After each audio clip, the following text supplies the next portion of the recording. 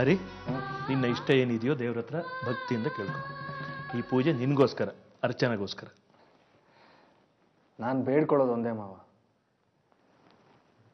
ನನ್ನ ಹೆಂಡತಿ ಅರ್ಚನಾ ಮತ್ತೆ ನಮ್ಮ ಮಗು ಚೆನ್ನಾಗಿರ್ಬೇಕು ಅಷ್ಟೇ.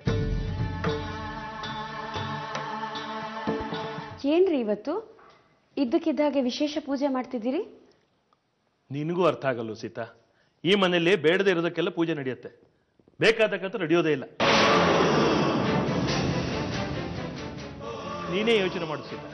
ಹರಿಗೆ ನೆನಪು ಬಂದು ಅವನು ಹೊಸ ಹರಿಯಾಗಿ ಸಂಪೂರ್ಣ ಬೇರೆ ಮನುಷ್ಯನಾಗಿ ಈ ಮನೆಗೆ ಬಂದ. ಆ ಸಂತೋಷಕ್ಕೆ ಮನೆ ದೇವರ ಪೂಜೆ ಮಾಡಿಸೋದು ಬೇಡವಾ? ಅಷ್ಟು ಪ್ರಜ್ಞೆ ಬೇಡವಾ ಈ ಮನೆಯವ್ರಿಗೆ?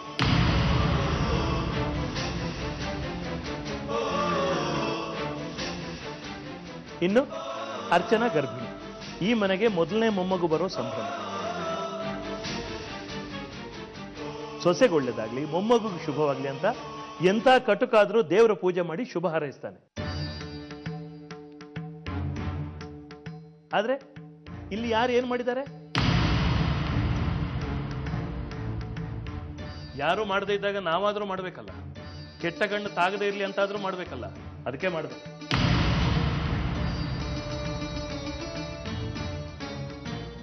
ಹರಿನ ಹಾಸ್ಪಿಟ್ಲಿಂದ ಕರ್ಕೊಂಡು ಬರ್ತಿದ್ದ ಹಾಗೆ ಅರ್ಚನನ್ ಜೊತೆ ಹೋಗೋದಕ್ ಬಿಟ್ಟಿದ್ಯಾ? ಹೇಗೆ ಬಿಟ್ಟೆ? ಹರಿ ನಿನ್ನ ಗಂಡ, ಅವಳ ಗಂಡ ಅಲ್ಲ. ಅಳ್ಬೇಡ, ನಾನಿದ್ದೀನಿ. ಅವನ ಕಪ್ಪಾಳಕ್ ಬಾರಿಸಿ ಹೇಳ್ಕೊಂಡು ಬರ್ತೀನಿ. ಮತ್ತೆ ನನಗೆ ಈಗ ಮದುವೆ ಆಗಿದೆ. ಇನ್ನು 7-8 ತಿಂಗಳಲ್ಲಿ ಒಂದು ಮಗುಗೆ ಅಪ್ಪ ಕೂಡ ಆಗ್ತೀನಿ. ನನಗೆ ನಂದೇ ಆದ ದುಡಿಮೆ ಇಲ್ಲ. ಅಪ್ಪನ ಆಸ್ತಿ ಇರ್ಬೋದು, ಆದ್ರೆ ನನ್ನ ಸ್ವಂತದ್ದೇನಿದೆ? ಹರಿ, ನೀವ್ ಯಾವ ಕೆಲಸನೂ ಮಾಡ್ಬೇಕಾಗಿಲ್ಲ.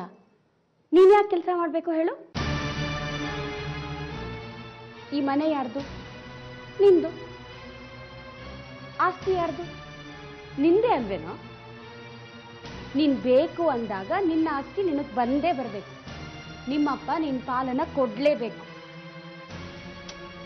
ನೋಡು, ಈಗ ಈ ವಿಚಾರನ ಯೋಚನೆ ಮಾಡೋದೇ ಬೇಡ.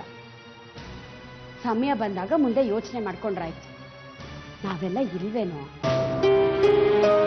ನಿನಗೆ ನೆನಪು ವಾಪಸ್ ಬಂದಿರೋದು ನಮ್ಮೆಲ್ರಿಗೂ ಖುಷಿನೇ. ಬುದ್ಧಿ ಬಂದಿರೋ ಹರಿನ ನಾನು ಯಾವತ್ತೂ ನೋಡಿರ್ಲಿಲ್ಲ. ನಾನು ಈ ಮನೆಗೆ ಬಂದಾಗ ನೀನು ತಲೆ ಸರಿ ಇಲ್ಲದೆ ಇರೋ ಹರಿ ಆಗಿದ್ದೆ. ಈ ಅತ್ತಿಗೆ ಅಂದ್ರೆ ನಿನಗೆ ಪ್ರಾಣ. ನೀನೇನೇ ತಪ್ಪು ಮಾಡಿದ್ರು ಅತ್ತಿಗೆ ಹತ್ರ ಬಂದು ಹೇಳ್ಕೊಳ್ತಿದ್ದೆ. ಆದ್ರೆ ಈಗ ಬುದ್ಧಿ ಬಂದ ಮೇಲೆ ಎಂತ ದೊಡ್ಡ ತಪ್ಪು ಮಾಡಿದ್ಯಾ ಗೊತ್ತಾ?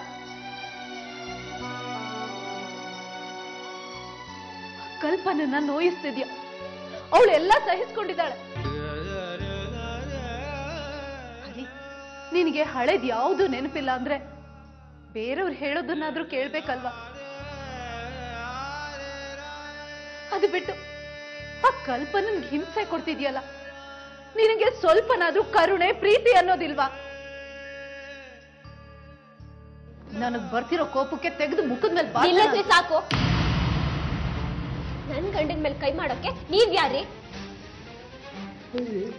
ನಾನು ಇವನ ಅತ್ತಿಗೆ. ಹರಿ ನನ್ನ ತಮ್ಮ ಇದ್ದ ಹಾಗೆ. ಅದೆಲ್ಲ ಮದ್ವೆ ಆಗೋಕಿನ ಮುಂಚೆ. ಈಗ ಹರಿ ನನ್ ತಾಡಿ ಕಟ್ಟಿದ ಗಂಡ. ಆದ್ರೂ ತಮ್ಮನ್ ತಿದ್ದೋ ಹಕ್ಕು ಅಕ್ಕನಿಗಿದ್ದೇ ಇರುತ್ತೆ. ಆ ಜವಾಬ್ದಾರಿ ನಿಮಗ್ ಬೇಕಾಗಿಲ್ಲ ರೀ. ತಾಡಿ ಕಟ್ಟಿಸ್ಕೊಂಡ್ ಹೆಂಡತಿ ನಾನಿದ್ದೀನಿ, ನನಗ್ ಗೊತ್ತಿದೆ. ರೀ ಚಿತ್ರ, ಮೊದ್ಲು ನಿಮ್ ಸಂಸಾರ ನೋಡ್ಕೊಳ್ಳಿ.